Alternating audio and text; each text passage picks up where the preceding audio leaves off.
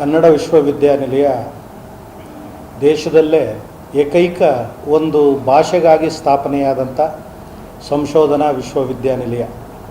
ಈ ಹೆಮ್ಮೆ ಎಲ್ಲರಲ್ಲೂ ಇದೆ. ಇದು ಸ್ಥಾಪನೆಯಾಗಿ ಇವತ್ತಿಗೆ 35 ವರ್ಷಗಳು ಕಳೆದಿವೆ. 35 ವರ್ಷಗಳಿಂದಲೂ ಸತತವಾಗಿ ಸರ್ಕಾರದ ಅನುದಾನದಿಂದಲೇ ಈ ವಿಶ್ವವಿದ್ಯಾನಿಲಯ ಕೆಲಸ ಮಾಡ್ಕೊಂಡು ಬರ್ತಾ ಇದೆ. ವಾರ್ಷಿಕವಾಗಿ ಈ ವಿಶ್ವವಿದ್ಯಾನಿಲಯಕ್ಕೆ 10 ರಿಂದ 15 ಕೋಟಿ ರೂಪಾಯಿಗಳ ವೆಚ್ಚ ಆಗುತ್ತೆ. ಆದರೆ ಸರ್ಕಾರ ಕೆಲವು ವರ್ಷಗಳಿಂದ, ಕರೋನಾ ಬಂದ ನಂತರದ ವರ್ಷಗಳಿಂದ ವಾರ್ಷಿಕವಾಗಿ ಇದರ ಅನುದಾನವನ್ನು 2 ಕೋಟಿ 3 ಕೋಟಿ ಈ ಹಂತಕ್ಕೆ ತಂದು ನಿಲ್ಲಿಸಿದೆ. ಇದರಿಂದ ಬಹಳ ಸಮಸ್ಯೆ ಆಗ್ತಾ ಇದೆ. ಯಾಕೆಂದರೆ ಕನ್ನಡ ವಿಶ್ವವಿದ್ಯಾನಿಲಯ ಇಲ್ಲಿನ ಬೋಧಕೇತರ ನೌಕರರಿಗೆ ಸ್ಥಳೀಯರನ್ನೇ ಹೆಚ್ಚು ನೇಮಕಾತಿ ಮಾಡಿಕೊಂಡಿದೆ. ಜೊತೆಗೆ ತಾತ್ಕಾಲಿಕ ನೌಕರರು ಮತ್ತು ಹೊರಗುತ್ತಿಗೆ ನೌಕರರು ಕೂಡ ಇಲ್ಲಿ ಸುಮಾರು 130 ಜನ ಒಟ್ಟು ಕೆಲಸ ಮಾಡ್ತಾ ಇದ್ದಾರೆ. ನಮಗೆ ವಿಶ್ವವಿದ್ಯಾಲಯಕ್ಕೆ ಬೇರೆ ವಿಶ್ವವಿದ್ಯಾಲಯಗಳ ಹಾಗೆ ಯಾವುದೇ ಒಂದು ಆಂತರಿಕ ಸಂಪನ್ಮೂಲ ಇಲ್ಲ ಇಲ್ಲಿ. ಯಾಕೆಂದರೆ ಯಾವ ಕಾಲೇಜುಗಳು ಕೂಡ ಇದಕ್ಕೆ ಸಂಯೋಜಿತಗೊಂಡಿಲ್ಲ.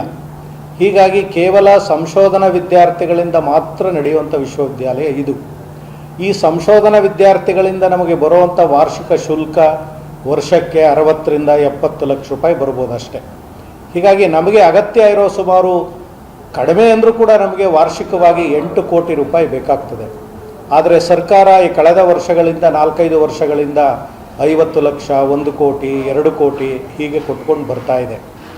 ಈ ವರ್ಷ ನಾವು ಹೆಚ್ಚು ಬೇಡಿಕೆಯನ್ನು ಸಲ್ಲಿಸಿದ್ದಕ್ಕೆ ಬಡ್ಜೆಟ್ಟಲ್ಲಿ ನಮಗೆ 2 ಕೋಟಿ ಕೊಟ್ಟಂಥ ಸರ್ಕಾರ ಈಗ ಮಧ್ಯಂತರವಾಗಿ ಒಂದು 2 ಕೋಟಿಯನ್ನು ಬಿಡುಗಡೆ ಮಾಡಿತು. ಆದರೆ ಈ 2 ಕೋಟಿ ಅಭಿವೃದ್ಧಿ ಅನುದಾನ ಅಂತ ಬಿಡುಗಡೆ ಮಾಡಿದ್ರೂ ಕೂಡ ನಮ್ಮ ನೌಕರರ ಸುಮಾರು 6-7 ತಿಂಗಳ ಒಂದು ಸಂಬಳವನ್ನು ನಾವು ಅದರಲ್ಲಿ ಸಿಂಡಿಕೇಟ್ ಸಮಿತಿಯ ಅನುಮತಿಯನ್ನು ತಗೊಂಡು ಅದರಲ್ಲಿ ಕೊಟ್ಟು ನಾವು.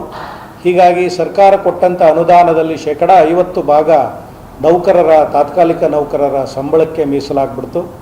ಹೀಗಾಗಿ ಕನ್ನಡ ವಿಶ್ವವಿದ್ಯಾಲಯದ ಪರವಾಗಿ ನಾನು ಸರ್ಕಾರಗಳನ್ನು ಮತ್ತು ಸಂಬಂಧಪಟ್ಟವರನ್ನು ಕೇಳ್ಕೊಳ್ಳೋದೇನು ಅಂದರೆ, ಬೇರೆ ವಿಶ್ವವಿದ್ಯಾಲಯಗಳಿಗೆ ಇರೋ ಹಾಗೆ ಇದಕ್ಕೆ ಆಂತರಿಕ ಸಂಪನ್ಮೂಲ ಇಲ್ಲ. ಇದು ಪೂರ್ತಿ ಸರ್ಕಾರಿ ಅನುದಾನದಲ್ಲೇ ನಡೆಯುವಂಥದ್ದು. ಹೀಗಾಗಿ ಸರ್ಕಾರ ಪ್ರತಿ ವರ್ಷ ಬಡ್ಜೆಟ್ಟಲ್ಲಿ ಕನಿಷ್ಠ 10 ಕೋಟಿ ರೂಪಾಯಿನಾದರೂ ವಾರ್ಷಿಕವಾಗಿ ಕೊಟ್ಟರೆ ಕನ್ನಡ ವಿಶ್ವವಿದ್ಯಾಲಯ ಯಾವುದೇ ತೊಂದರೆ ಇಲ್ದಿರ ನಿರಾತಂಕವಾಗಿ ಕೆಲಸ ಮಾಡಿಕೊಂಡು ಹೋಗ್ಬೋದು. ಇದನ್ನು ಬೇರೆ ವಿಶ್ವವಿದ್ಯಾಲಯಗಳ ಹಾಗೆ ಸರ್ಕಾರ ಪರಿಗಣಿಸಬಾರದು. ಇದೊಂದು ವಿಶೇಷ ವಿಶ್ವವಿದ್ಯಾನಿಲಯ. ಈ ವಿಶ್ವವಿದ್ಯಾನಿಲಯ ಸ್ಥಾಪನೆಯಾದ ಮೇಲೆ ಕನ್ನಡದ ಅನೇಕ ವಿಚಾರಗಳನ್ನು ಕುರಿತಂತೆ ಮಹತ್ವದ ಪ್ರಕಟಣೆಗಳನ್ನು, ಮಹತ್ವದ ಸಂಶೋಧನೆಯನ್ನು, ಮಹತ್ವದ ಯೋಜನೆಗಳನ್ನು ವಿಶ್ವವಿದ್ಯಾಲಯ ಪೂರೈಸಿದೆ. ಕನ್ನಡದ ಅಸ್ಮಿತೆಯನ್ನು ಉಳಿಸುವ ದೊಡ್ಡ ಕೆಲಸವನ್ನು ಕನ್ನಡ ವಿಶ್ವವಿದ್ಯಾನಿಲಯ ಮಾಡಿಕೊಂಡು ಬರ್ತಾ ಇದೆ. ಅನುದಾನದ ಕೊರತೆ ಒಂದು ಕಡೆ ಆದರೆ, ನಮಗೆ ಇಲ್ಲಿ ನಿವೃತ್ತಿ ಹೊಂದುತ್ತಾ ಇರುವಂಥ ಅಧ್ಯಾಪಕರುಗಳ ನೇಮಕಾತಿ ಕೂಡ ಒಂದು ಬಹಳ ದೊಡ್ಡ ಕೊರತೆಯಾಗಿದೆ. ಸುಮಾರು 15 ವರ್ಷಗಳಿಂದ ಇಲ್ಲಿ ನೇಮಕಾತಿ ಪ್ರಕ್ರಿಯೆಗಳು ನಡೆದಿಲ್ಲ. ಮಧ್ಯ ಒಮ್ಮೆ ಬ್ಯಾಕ್ಲಾಗ್ ಪೋಸ್ಟ್ಗಳ ನೇಮಕಾತಿ ಪ್ರಯುಕ್ತ 9 ನೇಮಕಾತಿಗಳು ನಡೆದಿತ್ತು ಅಷ್ಟೇ.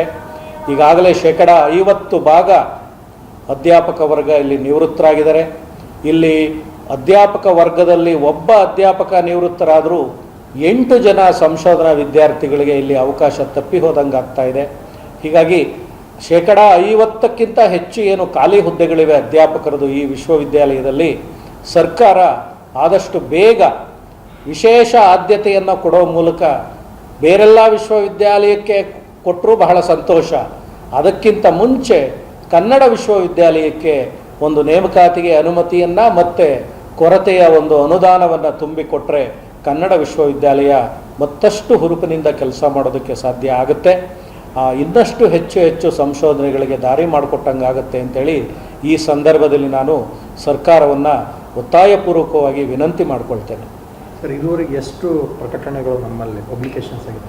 ಕನ್ನಡ ವಿಶ್ವವಿದ್ಯಾನಿಲಯ ಸ್ಥಾಪನೆಯಾಗಿ 35 ವರ್ಷಗಳಾಯಿತು. 35 ವರ್ಷಗಳಲ್ಲಿ ಆರಂಭದ 2 ವರ್ಷ ಯಾವುದೇ ಪ್ರಕಟಣೆಗಳಾಗಲಿಲ್ಲ. 33 ವರ್ಷಗಳಿಂದ ಈಚೆಗೆ 1765 ಕೃತಿಗಳನ್ನು ಕನ್ನಡ ವಿಶ್ವವಿದ್ಯಾನಿಲಯ ಪ್ರಕಟಿಸಿದೆ. ಇದು ಒಂದು ಸಣ್ಣ ಕಾಲವನ್ನು ಪೂರೈಸಿರುವಂಥ ವಿಶ್ವವಿದ್ಯಾಲಯ ದೊಡ್ಡ ಮಟ್ಟದಲ್ಲಿ ಪ್ರಕಟಣೆಯನ್ನು ಮಾಡಿರೋದನ್ನು ಗಮನಿಸ್ಬೋದು. ಮತ್ತು ಬಹಳ ಸಂಖ್ಯೆಯ ದೃಷ್ಟಿಯಿಂದ ಅಷ್ಟೇ ಅಲ್ಲ, ಈ ಕನ್ನಡ ವಿಶ್ವವಿದ್ಯಾಲಯದ ಪ್ರಕಟಣೆಗಳು ನಾಡಿನ ವಿದ್ವತ್ ವಲಯದಲ್ಲಿ ದೊಡ್ಡ ಒಂದು ಪ್ರಭಾವವನ್ನು ಬೀರಿದೆ. ಅನೇಕ ವಿಷಯಗಳಲ್ಲಿ ಸಂಚಲನಗಳನ್ನು ಸೃಷ್ಟಿಸಿದೆ. ಸಂಶೋಧನೆಯನ್ನು ಮಾಡಿದ್ರೆ ಈ ರೀತಿ ಮಾಡಬೇಕು ಅನ್ನೋವಂಥ ಕೆಲವು ಮಾದರಿ ದಾರಿಗಳನ್ನು, ಮಾದರಿ ಹೆಜ್ಜೆಗಳನ್ನು ಈ ಕನ್ನಡ ವಿಶ್ವವಿದ್ಯಾಲಯ ಪ್ರಕಟಣೆಗಳು, ಯೋಜನೆಗಳು ನಮಗೆ ತೋರಿಸಿದೆ. ಇಲ್ಲಿ ಯಾವುದೇ ಅಧ್ಯಾಪಕರು, ವಿದ್ಯಾರ್ಥಿಗಳು ಮಾಡುವಂಥ ಸಂಶೋಧನೆಯನ್ನು ಪ್ರಕಟಿಸುವುದಕ್ಕೆ ಹೆಚ್ಚು ಆದ್ಯತೆಯನ್ನು ಇಲ್ಲಿ ಕೊಡ್ತಾ ಇದ್ದೀವಿ. ಇತ್ತೀಚೆಗೆ ಅಧ್ಯಾಪಕರು ನಿವೃತ್ತರಾಗ್ತಾ ಇರುವಂಥ ಸಂಖ್ಯೆ ಹೆಚ್ಚಾಗ್ತಾ ಇರೋದ್ರಿಂದ ಹೊರಗಿನ ವಿದ್ವಾಂಸರ ಪ್ರಕಟಣೆಗಳು ಕೂಡ ಇಲ್ಲಿ ಪ್ರಕಟಿಸುವಂಥ ಒಂದು ಕಾರ್ಯ ಭರದಿಂದ ನಡೀತಾ ಇದೆ. ಹೀಗಾಗಿ 1765 ಕೃತಿಗಳನ್ನು ಈವರೆಗೆ ಪ್ರಕಟಿಸಿದೆ ಅನ್ನುವಂಥದ್ದು ನಿಜವಾಗಲೂ ಕೂಡ ಕನ್ನಡ ವಿಶ್ವವಿದ್ಯಾಲಯಕ್ಕೆ ಒಂದು ದೊಡ್ಡ ಹೆಮ್ಮೆ ಅಂತ ಈ ಸಂದರ್ಭದಲ್ಲಿ ನಾನು ಹೇಳ್ತೇನೆ.